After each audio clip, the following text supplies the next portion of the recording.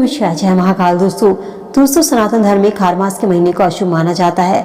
दरअसल कई लोग ये जानना चाहते हैं क्या इस महीने में तुलसी की पूजा होती है या नहीं होती। तो चलिए जानते हैं आज की इस वीडियो में कि खार मास के महीने में कौन कौन से कार्य वर्जित होते हैं। इस महीने से जुड़ी महत्वपूर्ण जानकारी, खार मास का महीना कब से शुरू होगा और कब समाप्त होगा। दोस्तों सनातन धर्म में खार मास के महीने को अशुभ इसलिए माना जाता है क्योंकि इस महीने में कोई भी शुभ कार्य वर्जित होता है। इस महीने में लोग बाग शादी, विवाह, सगाई, भूमि खरीदनी, गाड़ी खरीदना या कोई भी चीज ऐसा शुभ मांगलिक कार्य इस महीने में नहीं किया जाता और इसी कारण से इस महीने को मलमास के नाम से भी जाना जाता है। साल 2023 में खार मास की अवधि 16 दिसंबर से शुरू होगी और इसकी समाप्ति 15 जनवरी 2024 को समाप्त होगी। इस महीने में कुछ ऐसे महत्वपूर्ण कार्य होते हैं जिनको करने की मनाही होती है। दरअसल इस महीने में कोई भी मांगलिक कार्य नहीं किए जाते। इस दौरान धार्मिक कार्यों से जुड़े रहने की सलाह दी जाती है। कहते हैं इस महीने में भगवान विष्णु की पूजा जरूर करनी चाहिए और तुलसी की तो पूजा इस महीने में ज्यादा लाभकारी होती है। तो ऐसा नहीं कि आप खार मास के महीने में तुलसी की पूजा नहीं कर सकते। इस महीने में जितना आप तुलसी की पूजा करेंगे उतना ही ज्यादा तुलसी की पूजा करना घर में शुभ माना जाता है। तुलसी में साक्षात माँ लक्ष्मी वास करती है और माँ लक्ष्मी भगवान विष्णु की भी प्रिय है। इसलिए कहा जाता है कि खार मास के महीने में या कार्तिक के महीने, ये 2 महीने तुलसी पूजा के लिए सबसे शुभ माने जाते हैं। लेकिन अपने घर में तुलसी को हमेशा सही दिशा में लगाइए। अगर आपके घर में तुलसी सही दिशा में नहीं है तो इससे आपके घर में वास्तु दोष लग सकता है। कहते हैं जो लोग ग्रह दोष या दरिद्रता की समस्या से जूझ रहे हैं उन्हें तुलसी के सामने घी का दिया जरूर जलाना चाहिए। साथ ही तुलसी की विधि विधान से पूजा करें और इस बात का भी ध्यान रखें कि एकादशी है, मंगलवार है, रविवार है, सूर्य ग्रहण है, चंद्र ग्रहण है, तो इस दिन तुलसी के पौधे को ना तो छुए ना ही तुलसी पर जल अर्पित करें।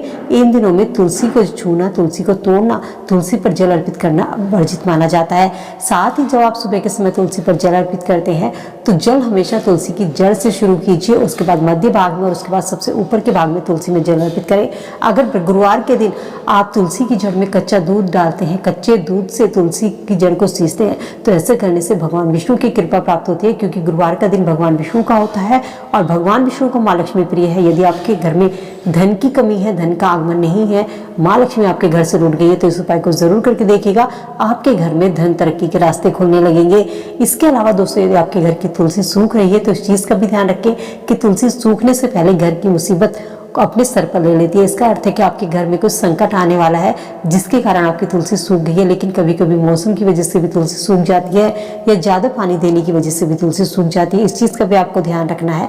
लेकिन अगर आपके घर में तुलसी बार बार सूख रही है तो आपके घर में पितृदोष हो सकता है। इसका आप उपचार कराइए, अपने पितरों के नाम से दान कीजिए। इसके अलावा यदि आप घर में तुलसी सूख जाती है तो इसे हटा करके वहां पर आप नया तुलसी का पौधा लगा लीजिए।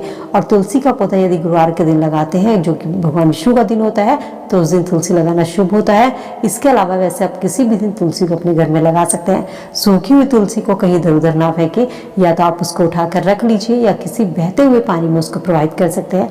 तुलसी की पत्तियां कभी भी बासी नहीं होती। भगवान विष्णु के भोग में लड्डू गोपाल आपके घर में है, उनके भोग में तुलसी की पत्तियां जरूर शामिल करें। जो सूखी पत्तियां हैं उनको उठा करके रख लीजिए और उन्हें भगवान के भोग में आप इस्तेमाल कर सकते हैं, पूजा में इस्तेमाल कर सकते हैं, अपने खाने में इस्तेमाल कर सकते हैं क्योंकि तुलसी की पत्तियां बासी नहीं होती हैं। आप उन्हें रखकर भी इस्तेमाल में ला सकते हैं।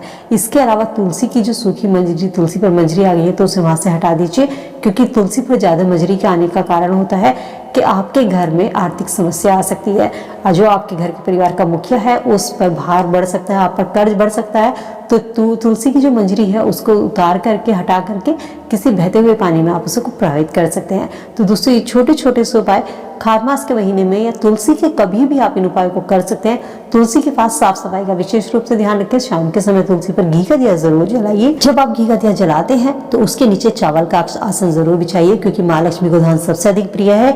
जब आप चावल का आसन दिए के नीचे लगाते हैं माँ लक्ष्मी आपकी दिए को स्वीकार करती है, आपकी पूजा को स्वीकार करती है। जल चढ़ाते समय महाप्रसाद जननी सर्व सौभाग्यवर्धिनी आदि व्याधि हरा नित्य तुलसी त्वं नमस्तुते, इस मंत्र का 3 बार, 5 बार या 7 बार जाप जरूर कीजिए। अपने श्रद्धा अनुसार ज्यादा भी आप जाप कर सकते हैं। साथ ही तुलसी की परिक्रमा जरूर करें। जल चढ़ाने के बाद में जहाँ पर आप खड़े हैं वहां पर खड़े होकर भी परिक्रमा कर सकते हैं या तुलसी के गमले के चारों ओर परिक्रमा कर सकते हैं। अगर आपका गमला ऐसे रखा हुआ है कि आप वहां पर की परिक्रमा नहीं कर सकते, जगह नहीं है, तो जहाँ पर आप जल दे रहे हैं वहीं पर आप सीधे सीधे घूम जाइए, तो ये परिक्रमा भी मानी जाती है।